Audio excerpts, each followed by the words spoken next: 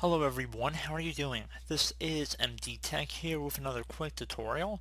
In today's tutorial, I'm going to show you guys how to resolve if you're getting the operation has been canceled due to restrictions in effect on this computer error in Microsoft Office Suite.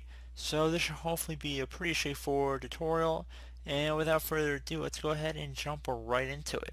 So the first thing you want to go do is left click on the start button, type in regedit, so regedit. Best match to come back a registry editor. You want to right click on that and then left click on run as administrator. If you receive a user account control prompt, you want to left click on yes.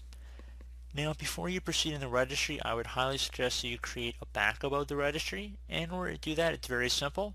Just with left click on the file tab up at the top left click on export. I would suggest for the file name, save it as the date in which you're making the backup. That's usually a pretty smart move. And export range, make sure you select it to all. Save it to a convenient location you'll be able to easily access, and then left click on save. And if you ever had to restore it back your registry, you just would do file import and then just locate the file. So pretty straightforward of how to do that. So once you're done making the backup, you want to go ahead and expand the HK current users folder. So double click on that.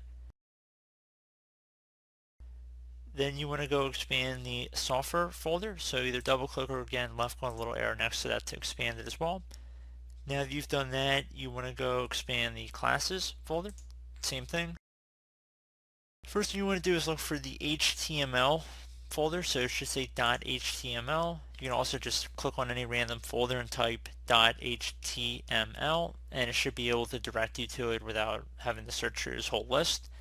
And you want to go ahead and on the right side, once you've selected HTML, so it should be selected here. On the right side, there should be something that says default. You want to double click on it. For value data, you want to set it to HTML. So HTML file, all one word. So again, HTML FILE. So again, HTML file. Left click on OK. So once you're done with that, you should be able to close out of the registry editor, restart your computer, and hopefully you should be good to go. So as always, thank you guys for watching this brief tutorial. I hope I was able to help you out, and I do look forward to catching you all in the next tutorial. Goodbye.